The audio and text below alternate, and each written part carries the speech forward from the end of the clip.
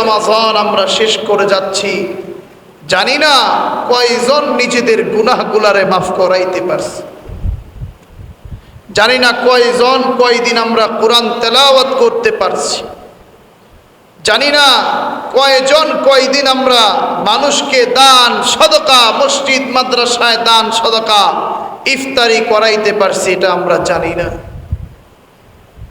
তবে আল্লাহর কাছে দোয়া করি, আল্লাহ আমরা তো দুর্বল মানুষ, দুর্বল বান্দা, দুর্বল গোলাম, আমাদের সকল আমলগুলো সেহরি, ইফতারি, তারাবি, নওয়াফিল আমল, ফরায়েজ আমল, সকল আমলগুলোকে আল্লাহ আপনি রমাজানের উসিলায় কবুল করে নেন। সকলেই পড়ি আল্লাহুম্মা আমিন।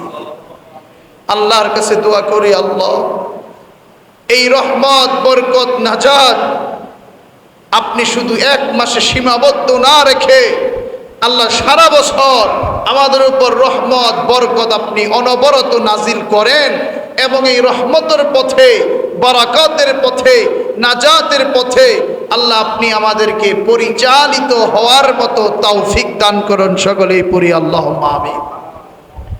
সামনে যে ঈদুল ফিতর আসতেছে, এই ঈদুল ফিতর পুরাটাই রোজাদারদের জন্য আল্লাহ তাআলার পক্ষ থেকে অন্যতম গিফট। যারা এত সুন্দর রমজান মাস পেয়েও রোজা রাখেনি, মূলত তাদের জন্য এই আনন্দ নয় যেই আনন্দ একজন রোজাদার চাঁদ উঠলে, ঈদের চাঁদ উঠলে অনুভব করে, একজন গাইরে রোজাদার, বেরোজাদার মানুষ এটা কোনোদিন অনুভব করতে পারবে। এ কারণে মায়ার নবী, দয়াল নবী বলেন, লিসসাইমি ফারহাতান, রোজাদারদের হলো দুইটা খুশি, ফারহাতুন ইনদা ফিত্রিহি ওয়া ফারহাতুন ইনদা লিকাই রাব্বিহি। রোজাদারদের জন্য আল্লাহর পক্ষ থেকে দুইটা খুশি রয়েছে। একটা খুশি হলো রোজাদার যেদিন শুনে ঈদুল ফিতরের চাঁদ উঠে গিয়েছে, রোজাদারদের যে কি আনন্দ, এটা দুনিয়ার ভিতরে রোজাদার ছাড়া কেউ অনুভব করতে পারে না।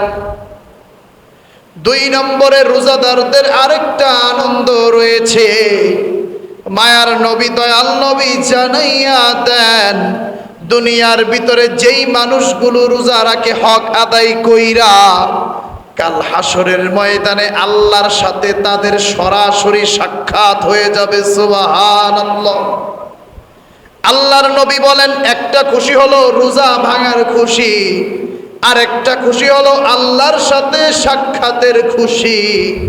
আল্লাহ তুমি এই দুই খুশি আমাদেরকে অর্জন করার মতো তৌফিক দান করিয়া দাও।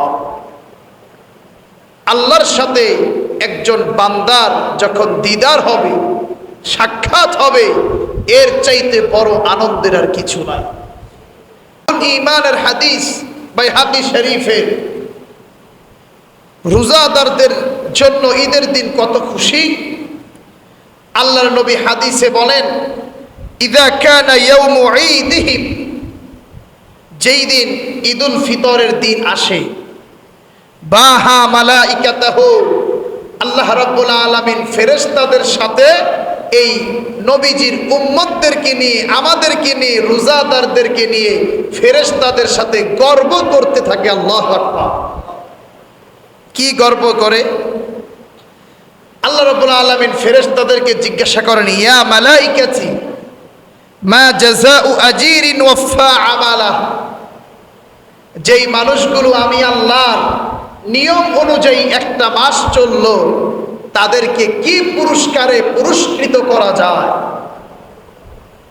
তখন ফেরেশতারা বলে, রব্বুনা জাযাউহু আইয়ুফা আজরুহু, আল্লাহ যেই মানুষগুলো এত রৌদ্রের ভিতরে কাজ কর্ম করে, কত কিছু করে যেই মানুষগুলো এত পানি পিপাসা লাগা সত্ত্বেও একমাত্র আপনার রাজি খুশির জন্য আল্লাহ রমাজানের রোজা আদায় করেছে, আল্লাহ গো এদের যেন কোনো নেকে কমতি না হয়, এদের যেন কোনো আদর আপ্যায়নে কমতি না হয়। আল্লাহ এই রোজাদারদেরকে আপনি পরিপূর্ণ 100তে 100 সওয়াব দান করেন, সুবহানাল্লাহ। এরপরে আল্লাহ রাব্বুল আলামিন ফেরেশতাদেরকে বলেন, ও আমার ফেরেশতারা শুনিয়া নাও, দুনিয়ার এই রোজাদার বান্দাগুলো এমন, এই রোজাদার বান্দাগুলো তাদের সকল কষ্ট সত্ত্বেও আমি আল্লাহর জন্য রোজা রাইখা আজকে ঈদগাহে চলে আসছে। এবার আল্লাহ রাব্বুল আলামিন রোজাদারদেরকে লক্ষ্য করে বলেন, যে সকল রোজাদাররা রোজা রাইখা ঈদের মাঠে চলে আসে আর আল্লাহর কাছে ঈদের দিন চোখের পানি ছেড়ে দিয়ে বলে, আল্লাহ তুমি আমাদের রোজাগুলোকে কবুল করিয়া লও, এই রোজাদের উসিলায় আল্লাহ এই অত্র অঞ্চলের সকল কবরগুলারে তুমি মাফ করিয়া দাও, সকল মুর্দেগানদের কবরগুলারে জান্নাতের বাগিচা বানায়া দাও। আল্লাহ এই এলাকার ভিতরে যত মা বাবা অন্ধকার কবরে, আল্লাহ সকলের অন্ধকার কবরে তুমি জান্নাতের বাগিচা বানায়া দাও। আল্লাহ রাব্বুল আলামিন বলেন, ঈদের মাঠে আইসা রোজাদার যখন চোখের পানি ছেড়ে দিয়ে আমি আল্লাহর কাছে যখন এইভাবে দোয়া করে, আল্লাহ রাব্বুল আলামিন হাদিসে জানাইয়া দেন, আমি আল্লাহ ওই মানুষগুলোর সকল দোয়া কবুল করিয়া নেই, সুবহানাল্লাহ। শুধু তাই নয়, রোজাদারদের কি পুরস্কার ঈদের দিন। আল্লাহ রাব্বুল আলামিন কসম খায়া বলেন, ওয়া ইজ্জতি ওয়া জালালি ওয়া কারামি ওয়া উলুভি ওয়া ইরতিফাই মাকানি, আল্লাহ বলেন আমার ইজ্জতের কসম, আমার জালালিয়াতের কসম, আমার সম্মানের কসম, আমার বরত্বের কসম, লা উজিবান্নাহুম, রোজাদাররা ঈদের মাঠে আইসা যেই দোয়া করে আমি আল্লাহ তাদের সকল দোয়াগুলো কবুল করিয়া নিই, সুবহানাল্লাহ। এই কারণে আমরা যারা রমজানের রোজা আদায় করেছি ঈদগাহে আগে আগে আসব। আজকে আপনারা পরামর্শ করে দিবেন যে মোটামুটি কয়টা বাজে ঈদের নামাজ হবে, ঘোষণা হয়ে যাবে। আধা ঘন্টা 40 মিনিট আগে সবাই চলে আসবেন, বয়ান হবে। মোনাজাতের ভিতরে যার যা লাগবে, টাকা লাগুক পয়সা লাগুক, বিদেশে কাগজ হচ্ছে না, সংসারে শান্তি নাই, যা যা লাগুক আমরা ঈদের ময়দানে কেঁদে কেঁদে আল্লাহর কাছে চাইব। কারণ আল্লাহ ওয়াদা দিচ্ছেন, লা উজিবান্নাহুম, অবশ্যই অবশ্যই আমি আল্লাহ ঈদের মাঠে রোজাদারদের সকল দোয়াগুলো কবুল করিয়া নিই। এরপরে আল্লাহ নিজে বলেন, ইরজিউ, এই রোজাদাররা তোমরা ঈদের নামাজ পড়ছো, সারা মাস কষ্ট করছো, বাসায় যাও, সেমাই চিনি পানি খাও, আনন্দ করো, আর সার্টিফিকেট আমি আল্লাহর পক্ষ থেকে নিয়ে যাও। কদ গফারতু লাকুম, তোমরা মায়ের পেট থেকে যেমনি ভাবে নিষ্পাপ অবস্থায় বের হইছিলা, আমি আল্লাহ তোমাদের রোজাদারদেরকে ওই রকম নিষ্পাপ বানাইয়া দিলাম এবং তোমাদের গুনাহগুলোকে নেকি দিয়া পরিপূর্ণ করিয়া দিলাম। আল্লাহ আপনি যতদিন আমাদেরকে হায়াতে রাখবেন আমাদের নামটা রোজাদারদের খাতায় রাখিয়েন। সকলে জোরে পড়ি আল্লাহুম্মা আমিন। কারণ এমনও সুস্থ সবল মানুষ আছে, হারে সব ঠিক আছে কিন্তু রোজা রাখে না, সব ঠিক আছে, রোজা তো রাখেই না, উল্টো মানুষের সামনে পানাহার করে। এর চাইতে বড় জুলুম ওই মানুষটার জন্য আর কিছু নাই। আল্লাহর নবী হাদিসে বলেন, যারা পরিপূর্ণ সুস্থ থাকা সত্ত্বেও একটা দিন রোজা আদায় করলো না, একটা দিন, মাত্র একটা দিন, নবী বলেন লাম ইয়াকদিহি সাওমুদ দাহরি কুল্লিহি ওয়া ইন সামা, সে যদি সারা জীবন রোজা রাখে ওই ফরজ রোজা রাখলে যেই সওয়াব তার সমপরিমাণ সওয়াব সে কোনোদিন অর্জন করতে পারবে না। এ কারণে ইমানদার মুমিন মুসলমান, জানি না কে কতটুকু কামাই করতে পারলাম, আল্লাহ বারবার আমাদেরকে স্মরণ করিয়ে দিয়েছেন আখিরাতের জন্য দুনিয়া থেকে কিছু কামাই করে নিয়ে যাও। আর দুনিয়া মাজরাআতুল আখিরা, দুনিয়া হচ্ছে আখিরাত কামাইয়ের জায়গা। এই আখিরাত আমরা কতটুকু কামাই করতে পারলাম নিজের অন্তরকে জিজ্ঞাসা করি। এই রমাজানের যত বেজর রাত্রি আছে সব বেজর রাত্রিগুলা কিন্তু আমরা শেষ করে ফেলেছি। আরেকটা বেজর রাত্রি আছে, সেটা হলো 29তম রজনী। গত সপ্তাহে বলেছিলাম আল্লাহর নবী হাদিসে বলছেন, তাহাররাউ লাইলাতাল কদরি ফিল বিদ্রি মিনাল আশরিল আওয়াখিরি মিন রমাজান। রমজানের শেষ 10 দিনের বেজর রাত্রিগুলোতে তোমরা লাইলাতুল কদর তালাশ করো। আজকে 21তম রজনী শেষ, 23তম রজনী শেষ, 25 শেষ, 27 শেষ, আরেকটা বেজর রজনী রয়েছে। সেই বেজর রজনীতেও আমরা নফল আমল করব, কোরআন তেলাওয়াত করব, কারণ নবীজি প্রত্যেক বেজর রাত্রিতেই আমাদেরকে কদর তালাশ করতে বলেছেন। তাই আমরা কদরকে একটা দিনে তো সীমাবদ্ধ করিনি, আলহামদুলিল্লাহ। আরেকটা বেজর রাত আছে আগামীকাল, সেই বেজর রাত্রে আমরা শেষবারের মতো আল্লাহর কাছে চোখের পানি ফেলবো, যার যা লাগে আল্লাহর কাছে বলবো। বিশেষ করে এই রমাজান মাসে আমরা যেই জঙ্গি গোষ্ঠী আমেরিকা এবং এই ইসরায়েলিরা যারা আমার নিরস্ত্র ফিলিস্তিনিদের উপর হামলা করতেছে, যারা আমার দুধের শিশু সন্তানদেরকে হত্যা করতেছে, কিন্তু আজকে দুনিয়াবাসী তাকায় তাকায় শুধু তামাশা দেখে, সেই ফিলিস্তিনিবাসীর জন্য আমরা সদা সর্বদা দোয়া জারি রাখবো। আল্লাহ, আপনি এই নিরীহ নিরস্ত্র ফিলিস্তিনিবাসীদেরকে হেফাজত করেন এবং ওই জঙ্গি গোষ্ঠী ইসরায়েলের আল্লাহ আপনি সব ধরনের ধ্বংস করেন। আল্লাহর কাছে এই দোয়া করব, কারণ আজকে যদি মরে যায়, আল্লাহ যদি জিজ্ঞাসা করে, এই ইমানদার মুমিন মুসলমান, হজ করছো, নামাজ পড়তে পড়তে এইখানে কালো দাগ বানায় ফেলছো, কিন্তু ইমানদার মুমিন মুসলমান মার খেয়েছে, তুমি তাদের জন্য কি করেছো?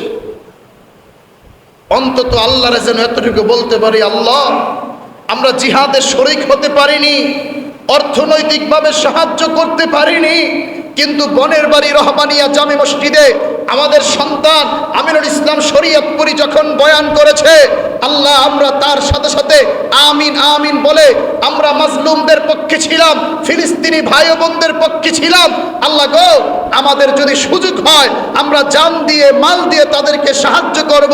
আল্লাহ এতটুকু নিয়ত আমাদের ভিতরে ছিল, হয়তোবা মাজলুমদের পক্ষে থাকার কারণে, ইমানদার মুমিন মুসলমানদের পক্ষে থাকার কারণে আল্লাহ হয়তোবা সেদিন আমাদেরকে ক্ষমা করে দিতে পারেন ইনশাআল্লাহ। এ কারণে আমরা সদা সর্বদা মোনাজাতের ভিতরে ফিলিস্তিনিবাসীদের জন্য দোয়া করব তো ইনশাআল্লাহ।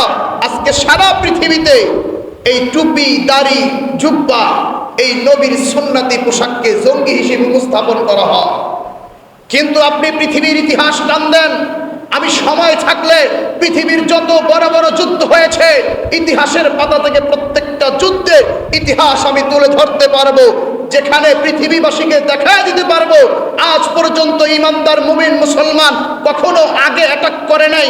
মুসলমান যদি আক্রান্ত হয় তারপরে প্রতিরোধ করেছে। মুসলমান কোনো জঙ্গিগিরি করে না, মুসলমান কোনো মানুষকে অন্যায়ভাবে হত্যা করে না। আজকে মুসলমানদেরকে মারা হয়, মুসলমান প্রতিবাদ করলে মুসলমানদেরকে বলা হয় জঙ্গি।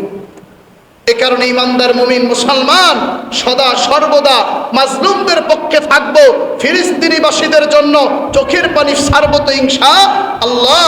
আল্লাহর কাছে দোয়া করি, আল্লাহ গো আপনি ফিলিস্তিনি ভাই ও বোনদেরকে হেফাজত করেন। সকলে একটু আওয়াজটা ছেড়ে দিয়ে পড়েন আল্লাহুম্মা আমিন। আল্লাহ আমাদের যারা ময় মুরব্বীরা আছেন, জানি না তারা দেখে যেতে পারেন কিনা, কিন্তু আল্লাহ আমরা যারা অল্প বয়স্ক মানুষ আছি, আয় রব্বুল আলামিন আপনি এই জঙ্গি গোষ্ঠী ইসরায়েলের পতন দেখাই আমাদেরকে তুমি অন্ধকার কবরে নিয়ে সকলেই জোরে পড়ি আল্লাহুম্মা আমিন। কেন আজকে ফিলিস্তিনিবাসীদের পক্ষে আমাদের থাকার কথা কেন? এর অনেক কারণ রয়েছে। কারণ এই ফিলিস্তিনির ভূমি, এই মসজিদুল আকসার ভূমি মুসলমানদের ঈমানের সাথে অঙ্গাঅঙ্গিভাবে জড়িত। সুবহানাল্লাহ। এক নম্বরে যদি প্রশ্ন করেন হুজুর কেন আমরা ফিলিস্তিনিবাসীর পক্ষে থাকব, এর এক নম্বর কারণ হইল মুসলমানদের প্রথম কিবলার নাম হলো মসজিদুল আকসা। আমার আল্লাহ রাব্বুল আলামিন সূরা বনী ইসরাঈলে ডাক দিয়া বলেন, সুবহানাল্লাযী আসরা বিআবদিহি লাইলাম মিনাল মাসজিদিল হারাম ইলাল মাসজিদিল আকসা। আল্লাহ রাব্বুল আলামিন, এখন তো আমরা নামাজ পড়ি কাবার দিকে তাকাইয়া, আমাদের কিবলা হলো কাবা, কিন্তু ইমানদার মুমিন মুসলমানদের প্রথম কিবলা ছিল এই মসজিদুল আকসা। যেই মসজিদুল আকসা ওই ফিলিস্তিনের জমিনে এখনো রয়েছে। এ কারণে এই আকসার সাথে আমাদের প্রেম আছে, এই ফিলিস্তিনিবাসীদের সাথে আমাদের মহব্বত আছে। এ কারণে ইমানদার মুমিন মুসলমান আমরা সদা সর্বদা ফিলিস্তিনিবাসীর জন্য দোয়া করব ইনশাআল্লাহ। ফিলিস্তিনিবাসীকে 2 নম্বরে আমরা কেন মহব্বত করব? কারণ ফিলিস্তিনের জমিন এমন একটা জমিন, এই আল্লাহ যেখানেই ফিলিস্তিনি জমিনের কথা উল্লেখ করেন, আল্লাহ সব জায়গায় বলেন আল আরদুল মুকদ্দাসা। আল্লাহ জানায়া দেন এই ফিলিস্তিনের জমিনটা হলো পুত পবিত্র জমিন। সুবহানাল্লাহ। 3 নম্বরে ফিলিস্তিনিবাসীদের সাথে কেন আমাদের মহব্বত থাকবে? কারণ আমরা সবাই জানি আমার মায়ার নবী দয়াল নবী মেরাজে গেছিল। এ বাবা, মেরাজের সূচনা যেই মসজিদ থেকে হয়েছিল সেই মসজিদের নামটাও কিন্তু মসজিদুল আকসা। নবীজি মেরাজের আগে সারা দুনিয়ার নবী রাসূলদেরকে নিয়ে একটা মসজিদে ইমামতি করেছিলেন, সেই মসজিদের নাম হলো মসজিদুল আকসা। এ কারণে মেরাজের সূচনা হইছে এই মসজিদুল আকসা থেকে, মেরাজের সূচনা হইছে এই ফিলিস্তিনের জমিন থেকে। এইভাবে অনেক কারণ আছে, যেই কারণগুলো দেখলে আমরা বুঝতে পারবো আমরা সদা সর্বদা ফিলিস্তিনিবাসীদের পক্ষে থাকব, ইমানদারদের পক্ষে থাকব। আল্লাহ তুমি আমাদেরকে যতদিন হায়াতে রাখো মজলুমদের পক্ষে আমাদেরকে থাকার মতো তৌফিক দান করিয়া দাও। এইভাবে অনেকগুলো কারণ আছে ফিলিস্তিনের জমিনকে ভালোবাসার, পাট প্রায় 10টা কারণ আছে, সব বলার সময় নাই। তবে এতটুকু আমরা মনে রাখি যে দুনিয়ার যেখানেই মুসলমানরা নির্যাতিত হবে মনে হতে হবে আমার ভাই নির্যাতিত হচ্ছে, আমার বোন নির্যাতিত হচ্ছে, আমার সন্তান নির্যাতিত হচ্ছে। এখন দোয়া কবুলের সময়, রমজানের সময়, এই শেষ জুমায় থেকে আমরা আল্লাহর কাছে 5 ওয়াক্ত ফরজ নামাজের পরে দোয়া করব, আল্লাহ আপনি আমাদের সকলকে কবুল করুন ইনশাআল্লাহ। সকলে জোরে পড়ি আল্লাহুম্মা আমিন। আর ইনশাআল্লাহ ঈদের জামাত কয়টায় সেটা আপনারা 8টায় নাকি? আলহামদুলিল্লাহ, ঈদের সালাত 8টা বাজে অনুষ্ঠিত হবে। আপনারা মোটামুটি 7:30টার ভিতরে আসার চেষ্টা করবেন। ঈদের দিন আগে আগে উঠা, সুন্দর কাপড় পরিধান করা, গোসল করা, এই যত সুন্নাহগুলো আছে আমরা সেগুলো মেনটেন করে আসব। বাসার থেকে যখন আসব আমরা কিছু খেয়ে বের হব, খেজুর ইত্যাদি। আবার কুরবানির ঈদে না খেয়ে বের হওয়া। আবার যখন আমরা রাস্তা দিয়ে আসব আমরা আস্তে আস্তে তাকবীর করব, আল্লাহু আকবার, আল্লাহু আকবার, লা ইলাহা ইল্লাল্লাহু আল্লাহু আকবার ওয়ালিল্লাহিল হামদ। তা আমরা আগে আগে আসব। আল্লাহ রাব্বুল আলামিন আমাদের সকলকে ভালো রেখে, সুস্থ রেখে, এক করে, ন্যাক করে, ঈদের সালাহ আদায় করে আমাদের সকলের ভিতরে রমাজানের শিক্ষা অর্জন করার মতো তৌফিক দান করুন। সকলে ভালো থাকবেন, সুস্থ থাকবেন। ওয়া আখিরু দাওয়ানা আনিল হামদ।